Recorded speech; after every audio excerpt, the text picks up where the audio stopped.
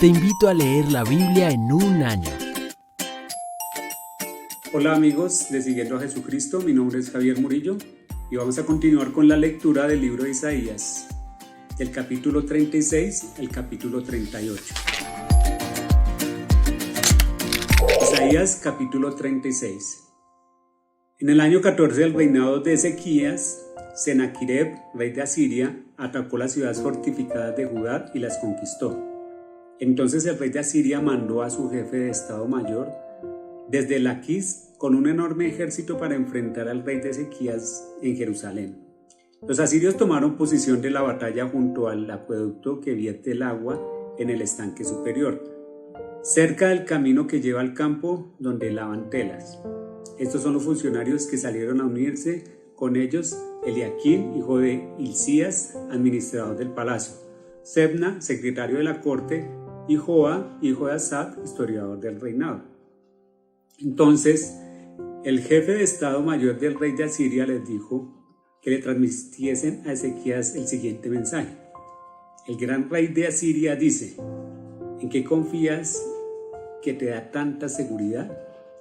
¿Acaso crees que simples palabras pueden sustituir la fuerza y la capacidad militar? ¿Con quién cuentas para haberte rebelado contra mí? ¿Con Egipto? Si te apoyas en Egipto será como una caña que se quiebra bajo tu peso y te atraviese la mano. El faraón, el rey de Egipto, no es nada confiable. Tal vez me digas, confiamos en el Señor nuestro Dios, pero ¿no es Él quien Ezequías insultó? ¿Acaso no fue Ezequías quien derribó sus santuarios y altares e hizo todo en Judá y en Jerusalén, y adoraron solo en el altar que hay ahí, en Jerusalén?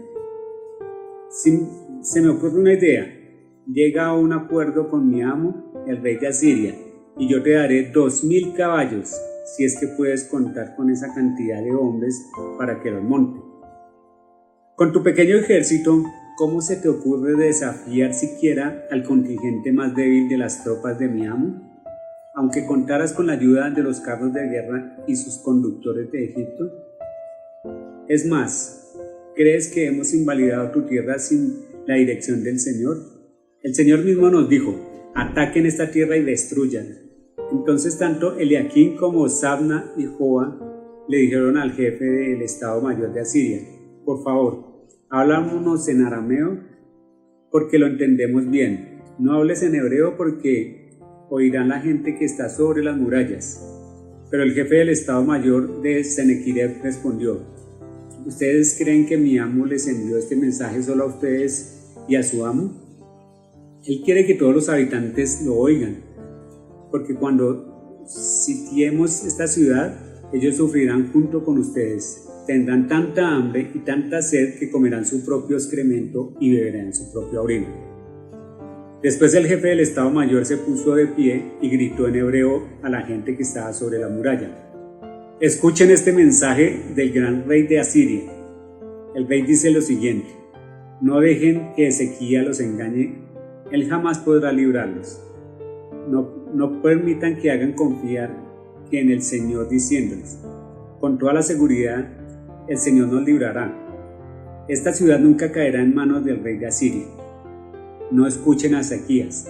El rey de Asiria les ofrece estas condiciones: hagan las paces conmigo y abran las puertas y salgan. Entonces cada uno de ustedes podrá seguir comiendo de su propia vid y de su propia higuera y bebiendo de su propio pozo. Me encargaré de llevarlos a otra tierra como esta, una tierra de grano y de viño nuevo, de pan y viñedos. No dejen que Ezequías los engañe al decir, el Señor los librará. ¿Acaso los dioses de cualquier otra nación alguna vez han salvado a su pueblo del rey de Asiria? ¿Qué le sucede a los dioses de Amad y Apar? ¿Y qué me dicen de los dioses de Sefarvaim? ¿Algún dios libró a Samaria de mi poder? ¿Cuál de los dioses de alguna nación ha podido salvar alguna vez su pueblo de mi poder? ¿Qué les ha hecho pensar entonces que el Señor puede librar a Jerusalén de mis manos? El pueblo se quedó en silencio y no dijo ni una palabra, porque Ezequías le había ordenado, no les respondan. Entonces Eliaquín, hijo de Hilcías, administrador del palacio de Sebna, secretario de la corte de Joab, hijo de Asaph, historiador del reino, regresaron donde estaba Ezequías, desesperados, rasgaron sus ropas, entraron para ver al rey y le contaron lo que había dicho el jefe del Estado Mayor de Asiria. Isaías capítulo 37. Cuando el rey de Ezequías oyó el informe, rasgó su ropa y se vistió en tela áspera y entró al templo. Enseguida envió a Eliaquín, administrador del palacio, a Sebna, secretario de la corte, y a los principales sacerdotes, todos vestidos de tela áspera, y a hablar con el profeta Isaías, hijo de Amós. Ellos le dijeron: el rey de Ezequías dice, hoy es el día de dificultad, insulto, deshonra. Es como cuando un niño está a punto de nacer, pero la madre no tiene fuerzas para dar a luz. Tal vez el Señor tu Dios haya oído al jefe del Estado Mayor asirio, que fue enviado por el rey para desafiar al Dios viviente, y los castigue por sus palabras. Te rogamos que ores por lo que hemos quedado. Esta vez que los funcionarios del rey Ezequías le dijeron a Isaías el mensaje del rey, el profeta respondió: díganle a su amo, esto dice el Señor, no te alteres por ese discurso blasfemo que ha pronunciado contra mí los mensajes del rey de Asiria. Escucha, yo mismo actuaré en su contra, y el rey recibirá un mensaje que lo necesita en su país. Así que volverá a su tierra, donde haré que lo maten a filo de espada. Mientras tanto, el jefe de Estado Mayor asirio partió de Jerusalén para consultar al rey de Asiria, quien había salido de Laquis y estaba atacando a Libna. Poco después, el rey de Sennaquerib recibió la noticia de que el rey de Ticara, el de Etiopía, iba a enfrentar al ejército para luchar contra él, antes de salir al encuentro de sus agresores. Envió mensajeros de regreso a Ezequías en Jerusalén con el siguiente mensaje. Este mensaje está dirigido al rey de Ezequías de Judá. No dejen que tu Dios, en quien confías, te engañe con promesas de que Jerusalén no caerá en manos del rey de Asiria. Tú sabes perfectamente bien lo que ha hecho el rey de Asiria en todos los lugares donde han ido. Han destruido por completo a todo aquel que se ha interpuesto en su camino. ¿Por qué serías tú la excepción? ¿Acaso los dioses de otras naciones como Gazón, Harán, Rezef, el pueblo de Edén que vivía en Telasar, y mis antecesores los destruyeron a todos? ¿Qué sucedió con el rey de Amar y el rey de Afar? ¿Qué le pasó al rey de Safavim, de Ena y de Iva? Después de recibir la carta de mano de los mensajeros y de leerla, Ezequías subió al templo del Señor y desplegó la carta ante el Señor. Y le presentó, y la presencia del Señor, el rey hizo la siguiente oración: oh Señor de los ejércitos celestiales, Dios de Israel, tú estás entronizado entre los poderosos querubines. Solo tú eres el Dios de todos los reinos de la tierra. Solo tú creaste los cielos y la tierra. Inclínate, oh Señor, y escucha. Abre tus ojos, oh Señor, y mira. Escucha las palabras desafiantes de Sennaquerib contra el Dios viviente. Es cierto, Señor, que los reyes de Asiria han destruido a todas esas naciones, han arrojado al fuego a los dioses de las naciones y los ha quemado. Por supuesto que los asirios pudieron destruirlos, pues no eran dioses en absoluto, eran solo ídolos de madera y de piedras formadas por manos humanas. Ahora, oh Señor, nuestro Dios, rescátanos de su poder, así todos los reinos de la tierra sabrán que solo tú, oh Señor, eres Dios. Después Isaías, hijo de Amós, les envió a Ezequías el siguiente mensaje. Esto dice el Señor Dios de Israel: saquen de Oreste respecto al rey de Sennaquerib de Asiria. El Señor ha pronunciado estas palabras en su contra. La hija virgen de Sión te desprecia y se ríe de ti. La hija de Jerusalén menea la cabeza con desdén mientras tú huyes. ¿A quién has estado desafiando y ridiculizando? ¿Contra quiénes levantaste la voz? ¿A quién miraste con ojos tan arrogantes? ¿Fue al Santo de Israel? Por medio de tus mensajes has desafiado al Señor. Dijiste: con mis números de carros de guerra conquistaré las montañas más altas. Sí, las cimas más remotas del Líbano. Corté sus cedros más altos y sus mejores cipreses. Alcancé sus rincones más lejanos y exploré sus bosques más espesos. Cavé pozos con muchas tierras extranjeras y me refresqué en sus aguas. Con la planta de mi pie detuve todos los ríos de Egipto. Pero, ¿acaso no has oído? Yo lo decidí hace mucho tiempo, hace mucho que lo planifiqué y ahora lo llevo a cabo. Yo determiné que tú aplastarás ciudades fortificadas y los redujeras a un montón de escombros. Por eso sus habitantes tienen tan poco poder y están tan asustados y confiados, son tan débiles como la hierba y tan fácil de pisotear como tiernos brotes verdes. Son como una hierba que sale en el techo de una casa que se quema antes de poder crecer alta y lozana. Pero a ti te conozco bien, sé dónde te encuentras y que cuando entras y sales conozco la forma en que desataste tu furia contra mí. Por esa furia contra mí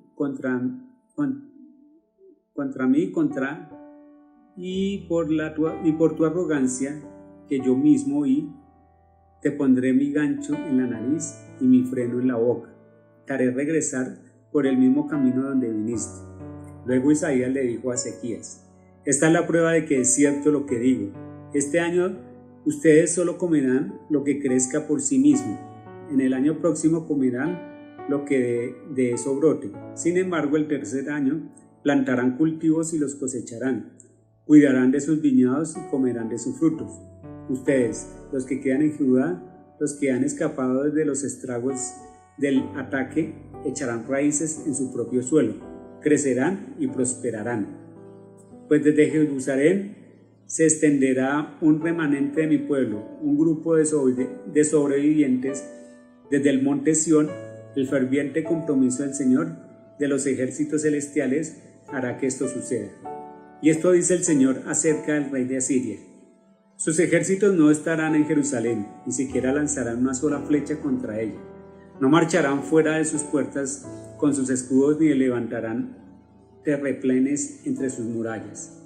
El rey regresará a su propia tierra por el mismo camino por donde vino. No entrará en esta ciudad, dice el Señor. Por mi propia honra y por mi amor, mi siervo David defenderá esta ciudad y la protegerá. Esta noche el ángel del Señor fue al campamento asirio y mató a 185,000 soldados. Cuando los asirios que sobrevivieron se despertaron en la mañana siguiente, encontraron cadáveres por todas partes. Entonces Sennacherib, rey de Asiria, levantó el campamento y regresó a su propia tierra. Volvió a Nínive, la capital del reino, y allí se quedó. Cierto día, mientras rindió culto en el templo de su dios Nisor, sus hijos Adreneleb y Sereseb lo mataron a espada. Luego escaparon a la tierra de Ararat, y otro de sus hijos, Esor-Hadón, le sucedió en el trono de Asiria. Por ese tiempo, Ezequías se enfermó gravemente, y el profeta Isaías, hijo de Amós, fue a visitarlo. Le dio al rey el siguiente mensaje: esto dice el Señor: pon tus asuntos en orden porque vas a morir. No te recuperarás de esta enfermedad. Cuando Ezequías oyó el mensaje, volvió su rostro hacia la pared y oró al Señor: acuérdate, oh Señor, que siempre te he sido fiel y te he servido con singular determinación, haciendo siempre lo que te agrada. Y el rey echó a llorar amargamente. Luego Isaías recibió este mensaje de parte del Señor: regresa y dile a Ezequías: esto dice el Señor, Dios de tu antepasado David: he oído tu oración y he visto tus lágrimas. Te añadiré 15 años más de vida y te rescataré del rey de Asiria junto con esta ciudad. Así es, defenderé esta ciudad. Esta es la señal del Señor para demostrar que cumplirá lo que ha prometido.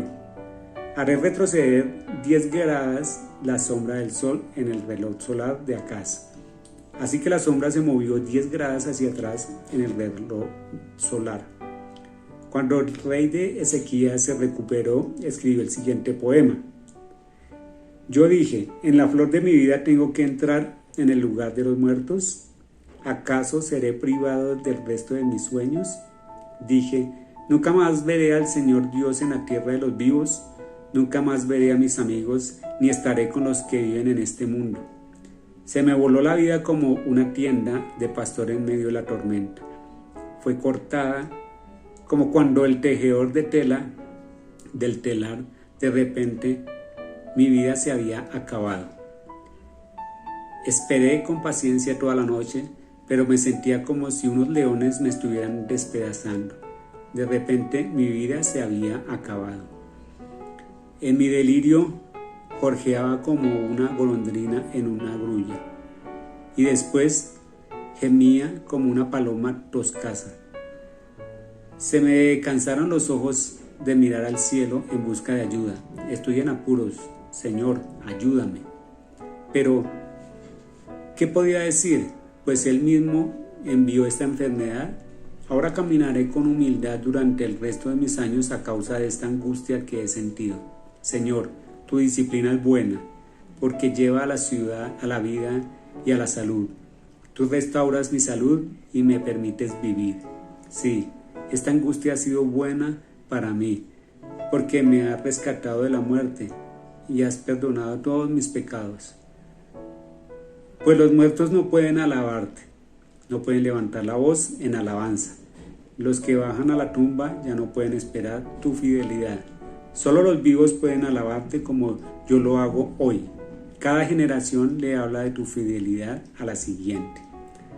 Imagínese, el Señor está dispuesto a sanarme.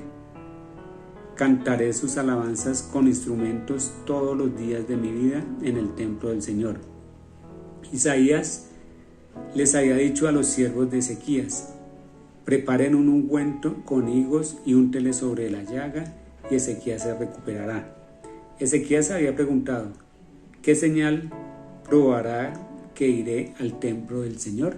Señor, hoy reconocemos que tú eres el Dios grande, poderoso y majestuoso, el creador del cielo y de la tierra, de las cosas visibles e invisibles, que todas las cosas fueron hechas por ti y para ti.